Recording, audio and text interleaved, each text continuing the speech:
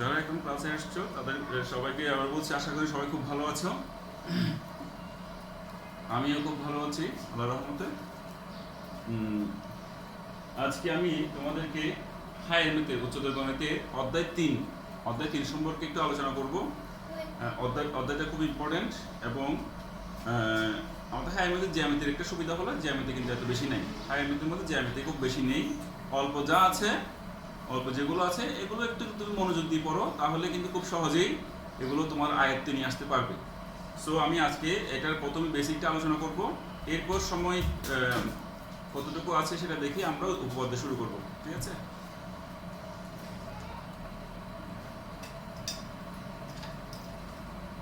আচ্ছা,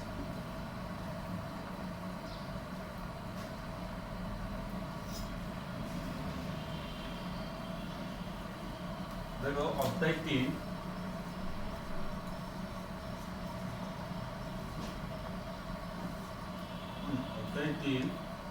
উচ্চতর গণিত।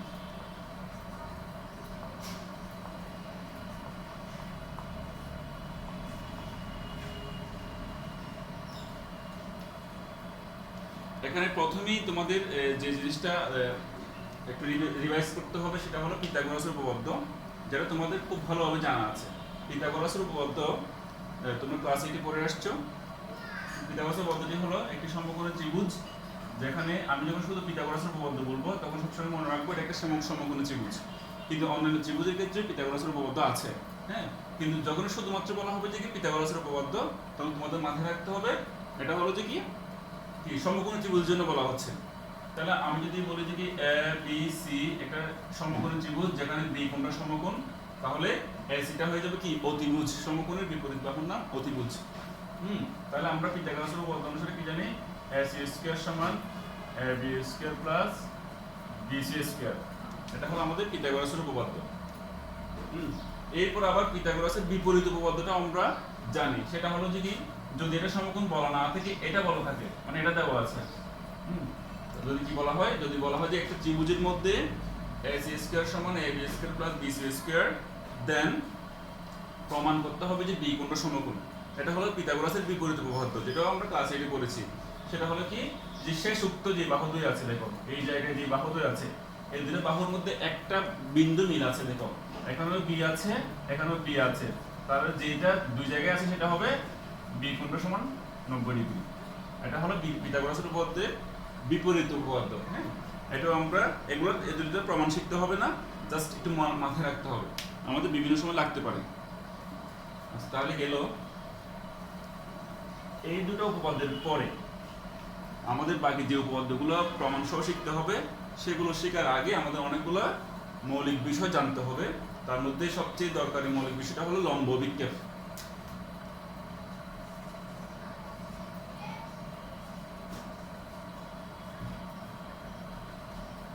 লম্ব অভিক্ষেপ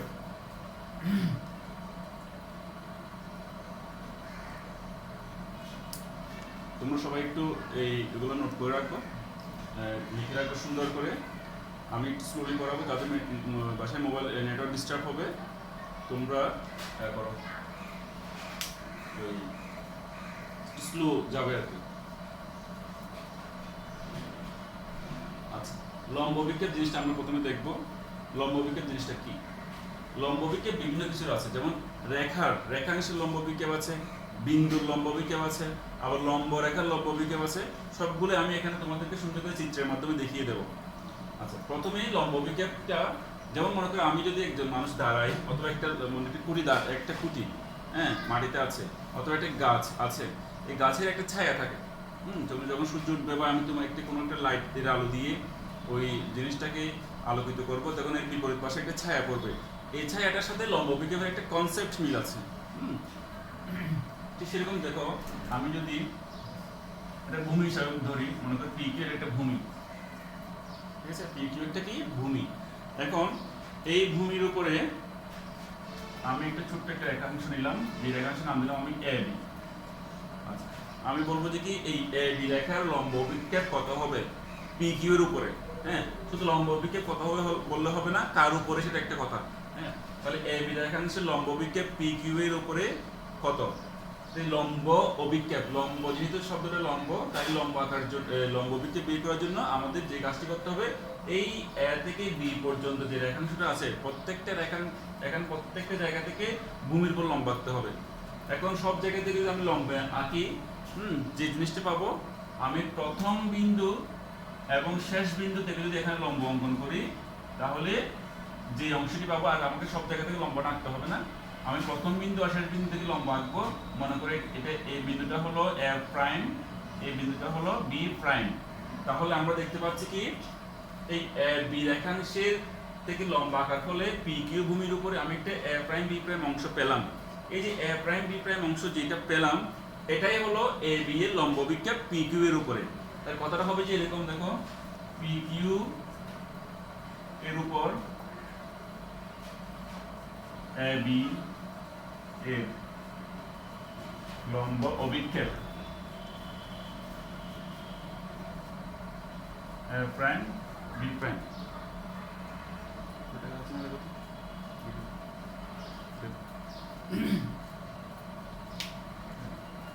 তাহলে কথাটা কি কিরকম হচ্ছে, দেখো, পি কিউ এর ভূমির উপরে অথবা পি কিউ এর উপরে এ বি এর লম্ব অভিক্ষেপ হচ্ছে কি এ প্রাইম বি প্রাইম।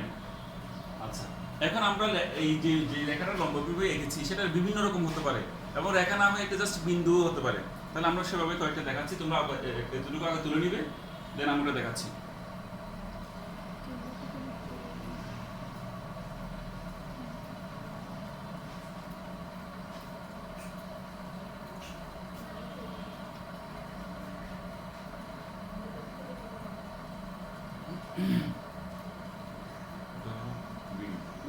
আচ্ছা, এবার দেখো, আমি যদি এই রেখাটা চেঞ্জ করে দেই, তোমরা এরপর আরেকটা আঁকবা, এটা লেখা শেষ। পি কিউ এর উপরে আমি আরেকটা লম্ব অভিক্ষেপ আঁকবো, রেখাটা হবে একটু বাঁকা, একটু বাঁকা রেখা দিলাম, এটাও মনে করে এবি। এখন তোমরা এটা একটু আঁকবে সবাই। এই যে এবি রেখার লম্ব অভিক্ষেপ আমরা বের করবো পি কিউ এর উপরে। তাহলে দেখো, আমাদের নিয়ম হলো যে কি লম্ব অভিক্ষেপ অঙ্কন করার, এ বিন্দু থেকে একটা প্রথম বিন্দু থেকে একটা লম্ব আঁকবো, শেষ বিন্দু থেকে একটা লম্ব আঁকবো, মানে আদি বিন্দু থেকে এটা আদি বিন্দু, এটা প্রান্ত বিন্দু, অর্থাৎ প্রথম বিন্দু শেষ বিন্দু। হ্যাঁ, আমরা আদি বিন্দু থেকে একটা লম্ব অঙ্কন করবো ভূমির উপরে, আর প্রান্ত বিন্দু থেকে একটা লম্ব আঁকবো ভূমির উপরে। জাস্ট এই কথাটা মনে রাখলে আমাদের লম্ব অভিক্ষেপ সবসময় ক্লিয়ার হয়ে যাবে এবং ইজিলি তোমরা এগিয়ে ফেলতে পারবে। তাহলে আমি এ বিন্দু থেকে একটা লম্ব আঁকলাম, মনে করছি এটা এ প্রাইম। হ্যাঁ, এ বিন্দু থেকে পি কিউর উপর এ প্রাইম লম্ব, এবং বি বিন্দু থেকে পি কিউর উপরে বি প্রাইম লম্ব, বি প্রাইম লম্ব। তাহলে লম্ব আঁকার ফলে, এই যে লম্ব আঁকার ফলে আমরা দেখতে পাচ্ছি কি, এই যে এ প্রাইম বি প্রাইম যে ক্ষুদ্র অংশটা তৈরি হলো পেলাম আমরা নতুন করে পি কিউ এর উপরে। তাহলে আমাদের কি বলতে হবে, পি কিউ এর উপরে এ বি এর লম্ব অভিক্ষেপ এ প্রাইম বি প্রাইম। তোমরা এটা তুলে নাও।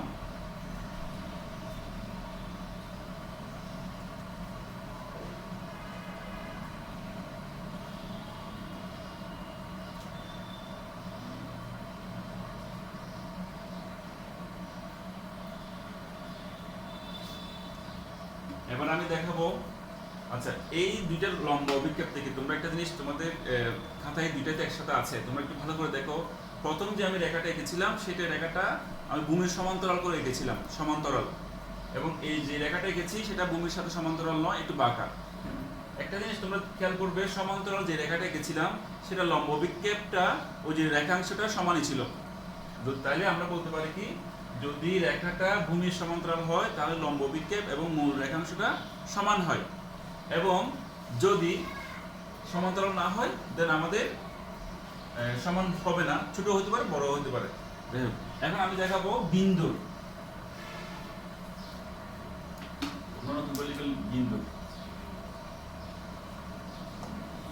বিন্দুর লম্ব অভিক্ষেপ। জাস্ট একটা বিন্দু থেকে আমরা কিভাবে লম্ব অভিক্ষেপ আঁকবো, তাহলে আমাদের বরাবর মধ্যে একটা ভূমি আঁকতে হবে। ভূমিটা ধরে নিলাম পি কিউ।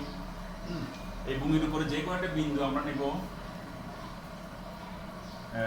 এ বিন্দু নিলাম, এ বিন্দুর লম্ব অভিক্ষেপ আঁকবো। এখন আমরা জানি কি, লম্ব অভিক্ষেপ আঁকার জন্য আদি বিন্দু আর প্রান্ত বিন্দু থেকে লম্ব আঁকতে হয়। এখন যেহেতু আদি বিন্দু আর প্রান্ত বিন্দুই একই বিন্দু, তাহলে একটা লম্ব আঁকলে আমাদের কি লম্ব অভিক্ষেপ পেয়ে যাবো। তাহলে লম্বটা আঁকি, লম্ব আঁকলাম, মনে করো এ প্রাইম। তাহলে এখান থেকে দেখা যাচ্ছে কি আমি লম্বা আঁকার ফলে ভূমির উপরে একটা বিন্দুই পাইলাম, ভূমির উপরে শুধু একটা বিন্দু পাওয়া গেল, তাহলে ওই একটা বিন্দুটাই হবে ওই যে আমাদের এই বিন্দুটা লম্ব বিক্ষেপ। তাহলে বিন্দুর লম্ব বিক্ষেপ বিন্দু, তাহলে এ বিন্দুর লম্ব বিক্ষেপ সবসময় পি কিউ এর উপরে সেটা অবশ্যই আছে, তাহলে এ বিন্দুর লম্ব বিক্ষেপ কি হবে এ প্রাইম বিন্দু।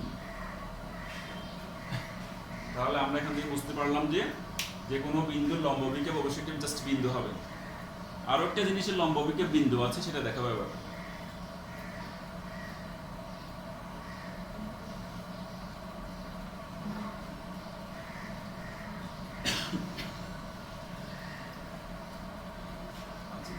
যদি তোমাদের এটা তোলা হয়ে যায় তোমরা লিখো লম্ব রেখার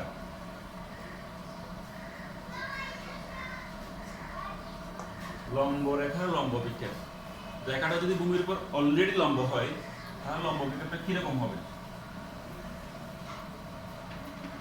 দেখো একটা ভূমি আমাদের পি কিউ একটা ভূমি আছে, আমি মনে করো এ বি একটা লম্ব অলরেডি ভূমির উপর আছে। এখন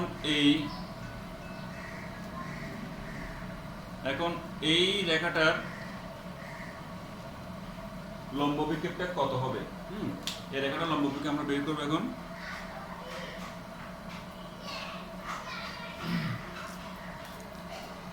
ক্লাসের টাইমে কেউ কল দিবে না, যত ডিস্টার্ব হোক না কেন কল দেওয়ার সুযোগ নেই।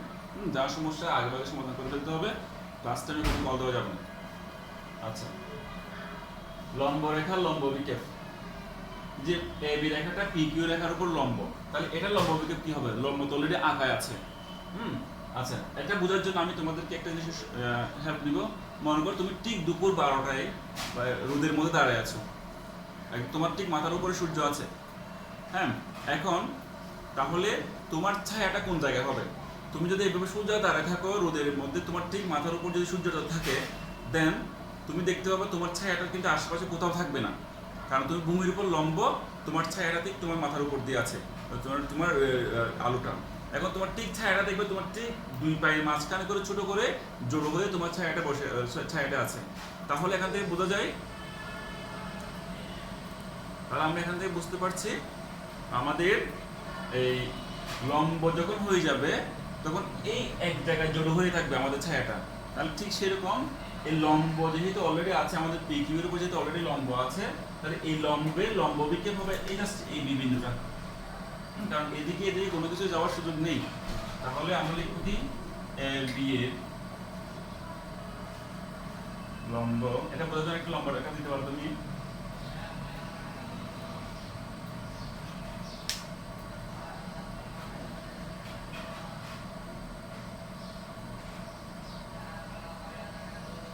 ওয়েট করি আমরা।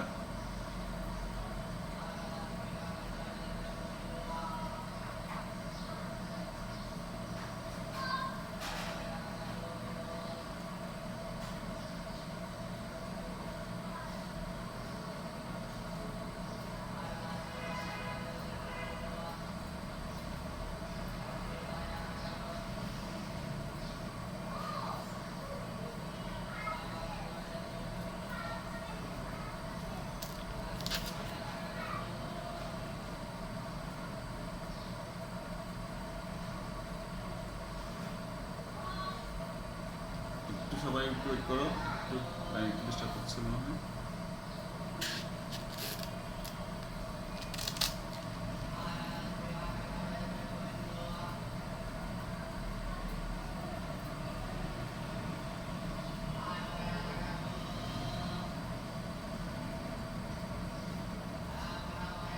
আচ্ছা, যেটা বলছিলাম, তাহলে এ বি লম্ব বিক্ষেপটা কি হবে? এ বি লম্ব বিক্ষেপ হবে বি বিন্দু। বি লম্ব বিক্ষেপ কি পেলাম? বি বিন্দুটা হলো আমাদের এ বিন্দুর লম্ব বিক্ষেপ। তাহলে আমাদের মোটামুটি লম্ব বিক্ষেপ এখানে শেষ। জাস্ট আমি আরেকটা জিনিস লম্ব বিক্ষেপ দেখাবো, সেটা দেখি আমরা আমাদের মেইন কাজে চলে যাব। তাহলে আমাদের এখানে লম্ব বিক্ষেপটা কি আসলো? যেহেতু এ বিটা লম্ব ছিল, তাহলে এটা লম্ব বিক্ষেপ হলো একটা বিন্দু। তাহলে বিন্দুর লম্ব বিক্ষেপ বিন্দু, লম্ব রেখার লম্ব বিক্ষেপ বিন্দু, রেখাংশের লম্ব বিক্ষেপ রেখাংশই হয়। মাঝে মাঝে সমান্তরাল হলে সমান হয়, সমান্তরাল না হলে সমান হয় না। হ্যাঁ, আচ্ছা এবার আসো আমি একটা জাস্ট লম্বকে দেখাচ্ছি। রেখাংশে মনে হয় একটা রেখা পি কিউ এভাবে আছে, আর একটা রেখা এভাবে আছে, এটা এ বি। আমি এক মানে ওই যে যার লম্বকে বের করবো সে ভূমির সাথে লেগে আছে একটা বিন্দু, তাহলে এই মুহূর্তে এই এ বি এর লম্ব বিক্ষেপ কি হবে? আমরা জানি লম্ব বিক্ষেপ অঙ্কন করার জন্য আদি বিন্দু আর প্রান্ত বিন্দু থেকে দুটো লম্ব আঁকবো, লম্ব আঁকার পর ভূমিতে যে অংশটা পাবো সেই ভূমির অংশটাই হলো লম্ব বিক্ষেপ। এখন যেহেতু এই বিন্দুটা এই পি কিউ এর সাথে লেগে আছে, সো আমাদের নতুন করে এখানে লম্ব আঁকার আর দরকার নেই, কারণ এই বিন্দুটা আমরা পেয়ে গেছি, এখানে ভূমির উপর পাওয়া গেছে বিন্দুটা। শুধু এখান থেকে একটা লম্ব আঁকবো, আমি লম্ব আঁকলাম, মনে করো এটা হচ্ছে গিয়ে সি বিন্দু, তাহলে সি যে অংশটা পেয়েছি এটা হবে এ বি এ লম্ব বিক্ষেপ এসি, এ বি এর লম্ব বিক্ষেপ এসি। এতটুকু তুলো।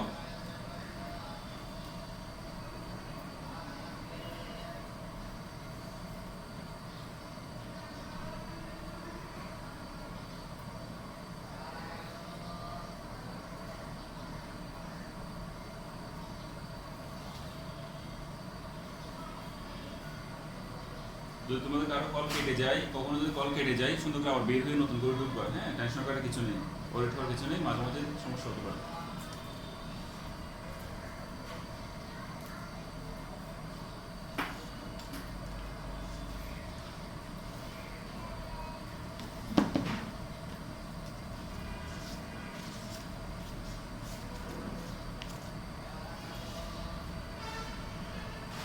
আচ্ছা, এখন আমরা পড়বো উপপাদ্য 3, যেটা তোমাদের বইয়ের 66 পেজের মধ্যে আলোচনা করা হয়েছে। খুবই ইম্পর্টেন্ট একটি উপপাদ্য।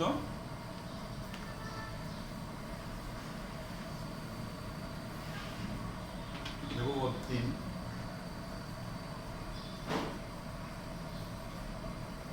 উপপাদ্য 1, 2 হলো যে আমরা প্রথমে যেগুলো আলোচনা করেছিলাম পিথাগোরাস এবং তার বিপরীত উপপাদ্য। হ্যাঁ, এগুলো জাস্ট একটু বেসিক হিসেবে আলোচনা করা হয়েছে, এগুলো প্রমাণ নাই আর প্রমাণ শিখতে হবে না। তবে তোমাদের জেনারেল ম্যাথ, হ্যাঁ, যেটা গণিত, নর্মাল গণিত আছে, সাধারণ গণিত, ওখানে অধ্যায় 15 এর মধ্যে তোমরা পিথাগোরাসের উপপাদ্য পুনরায় প্রমাণ করবা ভিন্ন একটা নিয়মে। ক্লাস 8 যে নিয়মে করেছিলাম সেটা না, অন্য একটা নিয়মে তোমাদের অধ্যায় 15তে আলোচনা করা হবে। এটা বেশিরভাগ ক্ষেত্রে ক্লাস 10 এর সিলেবাসে থাকে, আর ক্লাস 9 এর সিলেবাসে কম দেওয়া হয়, অথবা দেওয়া হতে পারে, সমস্যা নেই। আচ্ছা, উপপাদ্য 3 কি বলা হয়েছে? উপপাদ্য 3 যেটা বলা হয়েছে, আমি এখানে সাধারণ নির্বাচনটা নিয়ে তোমাদের ব্যাখ্যা দিচ্ছি না, জাস্ট আমি ম্যাথমেটিক্যালি তোমাদের জিনিসটা ক্লিয়ার করে দিচ্ছি।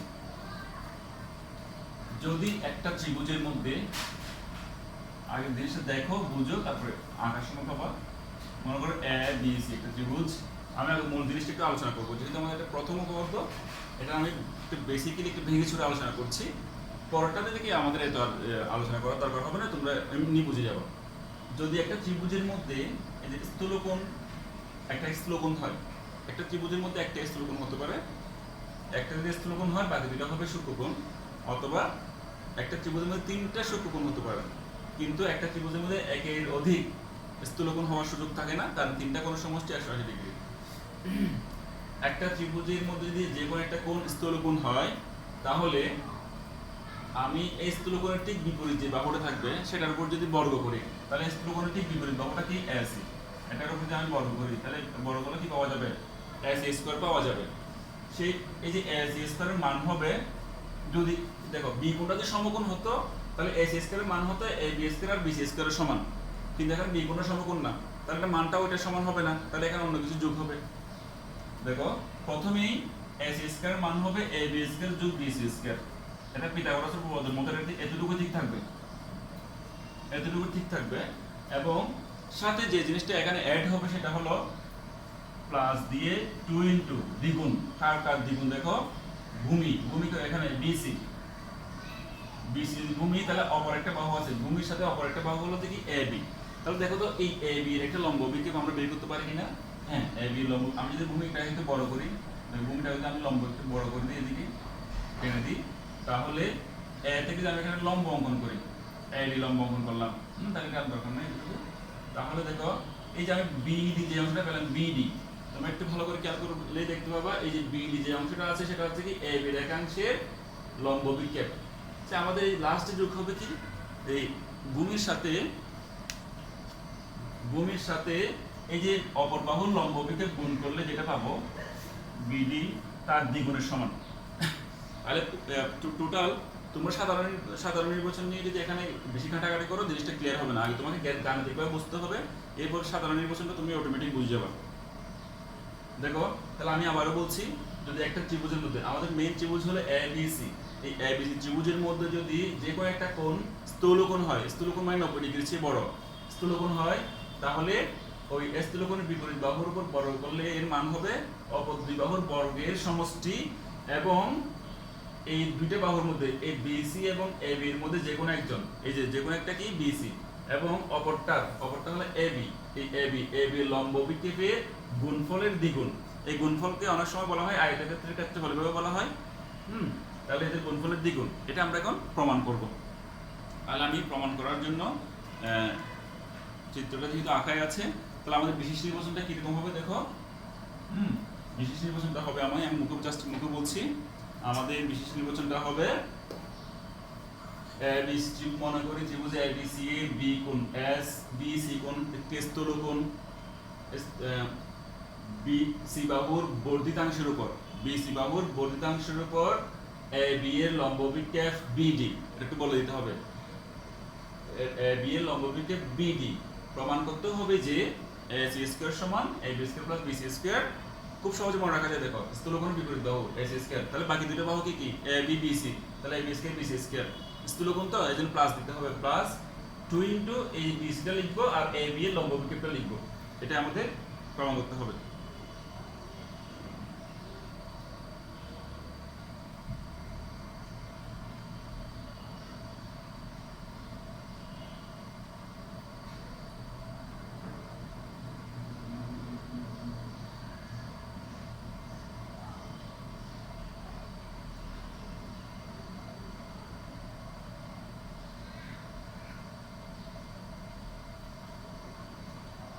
জাস্ট মিনিট একটু ওয়েট করি আমরা, আমার একটু কানেকশনটা একটু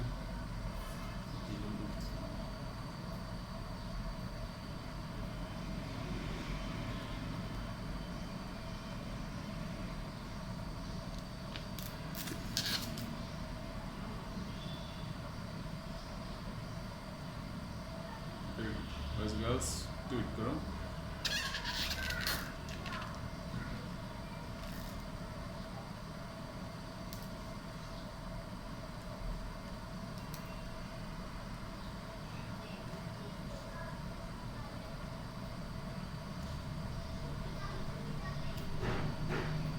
আচ্ছা, এটা প্রমাণ করার জন্য আমাদের যে কাজটি করতে হবে, এখানে দেখতে পাচ্ছি এসিডি, এই পুরো ত্রিভুজটা কিন্তু একটা সমকোণ ত্রিভুজ। দেখো এসিডি এটা সমকোণ ত্রিভুজ, আর এবিডি এটা একটা সমকোণ ত্রিভুজ। দুটো সমকোণ ত্রিভুজের মধ্যে আমরা পিথাগোরাসের সূত্র অ্যাপ্লাই করতে পারি, অ্যাপ্লাই করলে আমাদের দ্রুত প্রমাণটা হয়ে যাবে।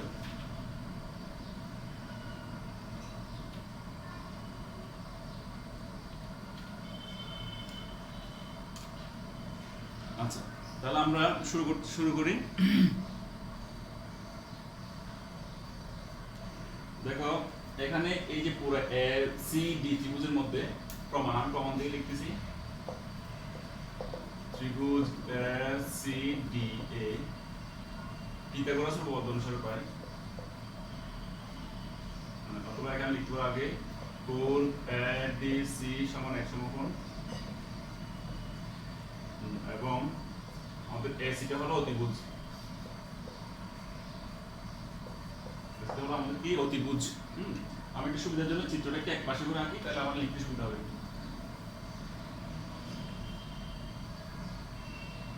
চিত্রটা একটা এদিকে করে আঁকতেছি, দেখো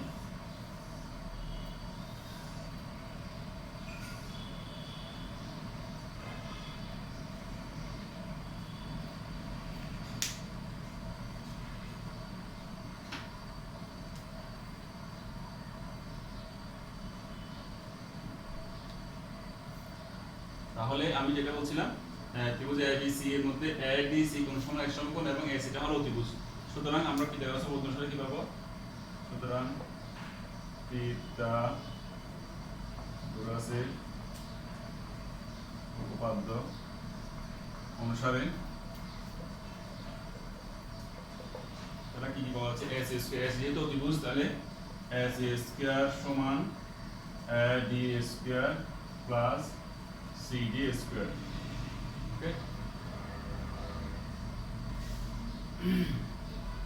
এখন দেখো আমরা AD স্কয়ার প্লাস CD, এই CD এর মানটাকে দুই ভাগ করে লেখা যায়, একটা হলো BC একটা BD। তাহলে আমরা লিখতে পারি BC plus BD whole square. তাহলে এই পুরো CD কে আমরা BC প্লাস BD করে দুই ভাগ করে লিখলাম, হোল স্কয়ার হলো। তাহলে এখানে আবার একটা b হোল স্কয়ার সূত্র দিব, AD square plus BC square plus 2BC into BD plus BD square. আচ্ছা, তাহলে এতটুকু থাক। এবার আমরা অন্য একটা ত্রিভুজে যাই। তাহলে এটা সাধারণত লেখা যায় AD square plus BD square plus BC square plus 2BC into BD। Just সাজিয়ে লিখলাম। এরপর দেখো আমাদের আরেকটা সমকোণী ত্রিভুজ যেটা হলো ABD, এটা থেকে আমরা কি পাচ্ছি? ত্রিভুজ ABDA, যেটা আমরা একবার এখানে পিথাগোরাসের উপপাদ্য লিখেছি, আর লিখতে হবে না। তো লিখতে পারো তোমরা AB স্কয়ার সমান AD square plus BD square. তাহলে আমরা AB স্কয়ার সমান কি পাইলাম? AD স্কয়ার যোগ BD স্কয়ার। এই জিনিসটা এইখানে আছে কিনা দেখো, এখানে আছে। তাহলে আমরা এই জায়গায় AD স্কয়ার যোগ BD স্কয়ারের জায়গায় কি বসাইতে পারি? AD স্কয়ার যদি বসাই দেই দেন আমাদের প্রমাণটা চলে আসবে। তাহলে আমরা সুতরাং কি লিখব? সুতরাং AC স্কয়ার সমান AD স্কয়ার যোগ BC স্কয়ার। অর্থাৎ এই মানটা এখানে বসিয়ে দিয়েছি, সেটা তোমাকে উল্লেখ করার দরকার নেই, মান বসাই দিয়েছি আর কি।